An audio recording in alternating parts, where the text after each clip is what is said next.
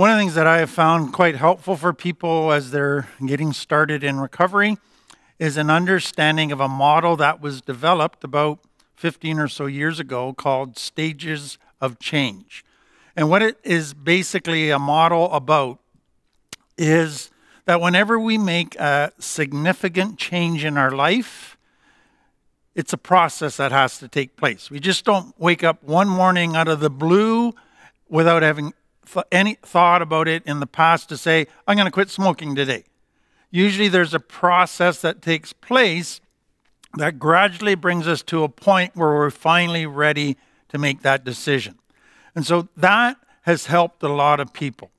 And what I think is important to understand is this process of change, or the stages of change, is particularly important when it comes to understanding making changes that have to do with something that in the past we really enjoyed, that was really beneficial. So take, again, smoking, food, drugs, alcohol.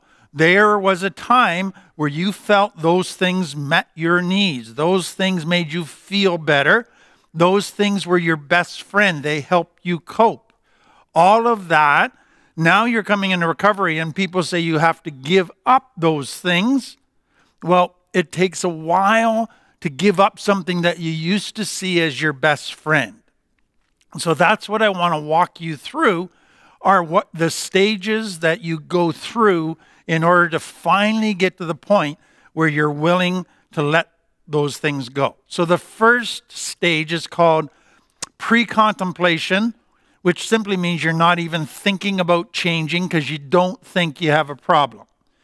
So denial is another way we talk about it in recovery. So everybody else says you've got a problem with alcohol or drugs or food, but you don't think you got a problem. You think you can control it just fine. Thank you very much.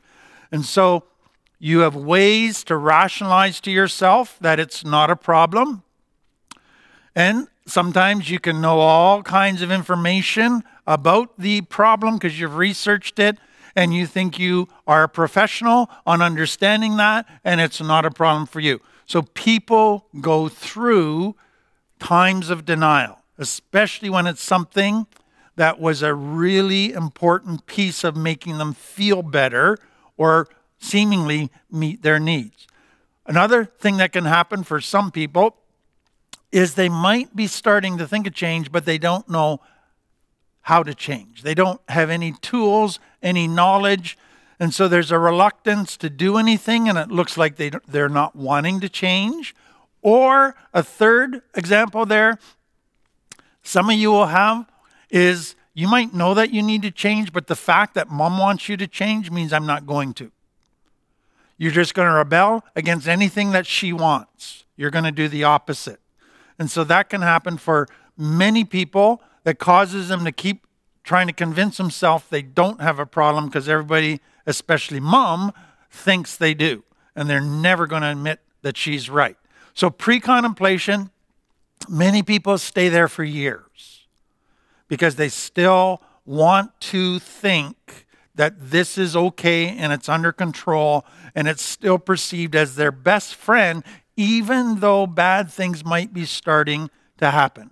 So then the second stage is you get to a point where the bad starts to outweigh the good that comes out of that: food, alcohol, drugs. And so you get to a point where you go, maybe I might have a problem. Maybe I do need to change. So we call this ambivalent stage. And that's like sitting on the fence. Part of you wants to change, part of you doesn't. Part of you wants to be clean and sober, part of you wants to still be involved in the drugs. And so you're nowhere close yet to being ready to change, but you're at the very beginning of starting to think about it. Maybe you should consider it. Now, here's what I've noticed with people. So take food, let's say. So you don't really want to quit. You want to still use food, but just not have the bad consequences of food. And so your brain then goes to, I wonder if I can find a way to get only the positive consequences of food and get rid of the negative consequences of food. Maybe I'll do some research on that, and I'll see if I can figure out how to do that. And that is where a lot of people spend years trying to get rid of the negative consequences and only have the positive. So that's the contemplation stage. The third level is what we call preparation.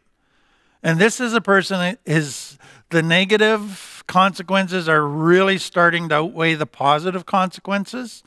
And they get to a point where they go, you know what?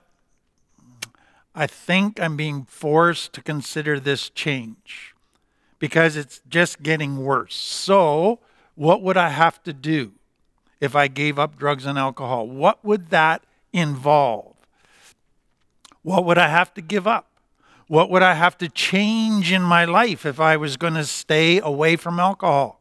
What would I have to add to my life if I was going to develop a life without alcohol?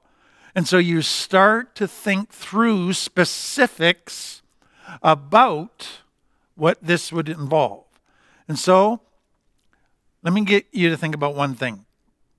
What got a person out of pre-contemplation or denial to the point of finally giving it very serious thought, changing? You realize the thing that got you out of denial was great pain. Because you could no longer lie to yourself about the negative consequences because the pain you couldn't avoid. So sadly, for many people, the only way they can get out of denial for something that is once their best friend is when it becomes their enemy. And it is a painful, painful thing. Now, that's the process. Denial, let's sit on the fence and do that. And then preparation. And then that is serious stuff. So if I'm going to give up alcohol, I'm probably going to have to not hang around certain friends anymore. I can't go to the bar all the time. And then I might have to start going to 12-step meetings or other recovery. I might have to see a counselor. All of those things you start thinking through to map out what this change would look like. And then you get to the point that we call the action stage. And that is, I am ready to make this change. I'm willing to go to any lengths. What can happen for some people in the preparation stage is they can end up sitting there a long time because they can say, I think I need to get rid of some friends if I'm going to give up my alcohol, but maybe I can still have those friends and not give up alcohol. And so once they begin to see a clear picture of what it would take to stop alcohol, they go, no, I'm not quite ready yet. And they sit and look for other solutions. And so after, again, everything keeps blowing up and backfiring and not working the way they wanted it to, they finally get to the action stage. I'm willing to do whatever it takes. Do you realize that some people, that can take 15, 20 years from pre-contemplation to action? That's how stubborn we can be about giving up something that we once thought was our best friend. The final stage is what we call the maintenance stage. And that is, okay, now I'm clean and sober. I've been doing it. I've been putting in the hard work. But now what do I have to keep on doing on a daily basis so I never go back? Because what you realize is that even though I've made a change, my brain circuits can still go back to old behaviors and the old stuff quickly if I'm not careful. And so I have to constantly be doing things to maintain the positive change that I've acquired. And that becomes the maintenance stage. So let me give you a couple things to think about. I have had many, many people come to React, Finding Freedom, who I sincerely believe were at the action stage. They were sick of all the negative, the damage they had done to themselves, their loved ones, their children. And they were committed to change. But as they began working on themselves, what they began to realize is, wow, underneath all of this is complex trauma. I've got huge shame issues. I got huge anger issues. I got huge trust issues. I've got all kinds of issues. I've got losses I've never dealt with, mental health I've never dealt with. And all of a sudden they realize that they're going to have to deal with that anger. But their anger was their best friend too. It protected them from a lot of things. So now they realize that if I'm going to stay off drugs and alcohol, now I got to go through the stages of change with my anger. And then they just get through their anger, and then they realize, now I got to go through the stages of change around relationships and codependency and always getting into bad relationships. And they go, after a while, you know what? I don't want drugs and alcohol, but I'm tired of dealing with this stuff. And so the reality of the stages of change is you don't just go through them once when you do it for drugs and alcohol. If you begin to understand your complex trauma, you will go through the stages of change over and over again for each issue. And that can be frustrating. That can cause some people to think, will I ever be done with this? But let me give you this as a message of hope. The more you go through it, the more you go through the stages of change and deal with issue after issue, you keep feeling better. You keep getting to a point where you go, this is worth it. It might not feel like it right when you're confronted with a new issue, but once you go through it, there's a reward, and you're grateful that you've done it. There's another thing I want to just talk about with you. Marks of addiction. We don't have the ability to look into a person's brain and see if the chemical makeup of the brain and the dopamine has changed. So how can we tell just by observation if a person is an addict or not? And so that is a difficult thing to be able to figure out, but somebody has come up with 7 characteristics or marks of addiction that I think are quite helpful for people if they understand them. And again, this is not just a chemical addiction like drugs and alcohol. This can be what we call process addiction, an activity. Gambling, food, sex, etc. Okay? So how can you tell if a person has a strong sex drive versus they're a sex addict? What are the distinguishing characteristics? So let me give you the 7. Number 1, loss of control. So think of it this way. Let's say that you've stopped using and you've gone for 6 months and you haven't used. But one day you decide to pick up. And you pick up and the brain chemicals change again and you can't stop at 1. You lose your ability to control the amount that you take in. So that is an indicator. Secondly, once you've started to use again and the chemicals of your brain have changed back, what your brain now gets to is, that's all I can think about. Where am I going to get my next drugs? How do I lie about it? How do I recover from it so people don't suspect me? And it becomes an obsession.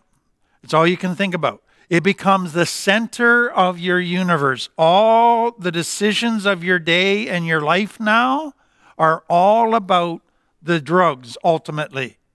You will spend time with people and do things for people as long as it doesn't interfere with you and your drugs. It becomes the center of your universe and you obsess about it.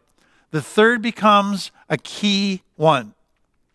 You keep using despite adverse consequences.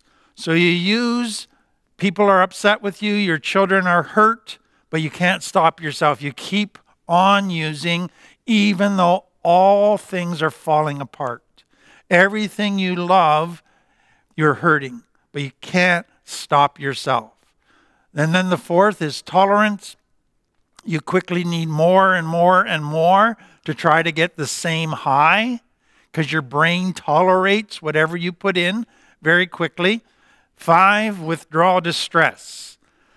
You use, and then you start to go into withdrawal and you're jonesing. You can't sit still. You can't focus. All your brain can think about is, I got to get a fix. And so you cannot tolerate it leaving your system. Some of you might start the shakes, etc., because your body has been so accustomed to it that when it's not there, it goes into distress. The last two are very important. Guilt and shame. Every time you use, you get a bit of a high, but right after the high's done, you feel terrible. You broke promises you made to people. You did things you said you wouldn't do. You lied, you cheated, you stole, and the guilt and the shame just crashes in an overwhelming way. And then the final one is tied into that, but a bit different. The longer you stay in the addiction, the more you violate your morals and values. You can start doing stuff you said you would never do. And I've talked to many addicts who in their early days of using, they said, I would never sell my body. I would never do this. 10 years later, they've sold their body. They've done this. And so what you find is gradually your morals and values get worse and worse. You give up and do things you said you would never do. So those are the 7 things that mark when a person is an addict. Now let me give you just this graph here. What you realize with addiction is that you need more and more. In other words, it has a physical effect on you that takes you lower and lower. The addiction doesn't stay at one spot. Your addiction gets worse and worse and takes you down physically worse and worse, okay? But what I want you to realize is that in doing that, you're violating your morals and values, so your dark side is growing because you're living out of your dark side. You're lying and cheating and stealing and all of that. And so your morals and values are going downhill as well. So what happens when a person quits? So let's say your addiction was here and you quit, okay? So now you get positive in your life and then you relapse. Where do you pick up? Do you go back to where your addiction started 20 years ago? No, you pick up where you left off and you just continue down from there. Okay, here's what I want you to understand. Morals and values. So as your addiction progressed, your morals and values, and you stopped, and let's say you got honest and all of that again for a while, but then you relapsed, where do you pick up in your morals and values? Do you go back to where you were 20 years ago? No. You go right back to where you were when you were using last. And so your morals and values just progresses downward from there. So addiction is something, yes, it changes us. It causes us to keep pursuing it even though we're hurting ourselves and others. But it changes us all negatively.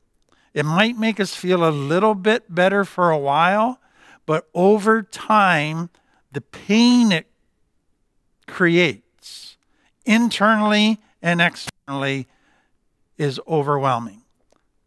So those are the 7 characteristics of an addicted person.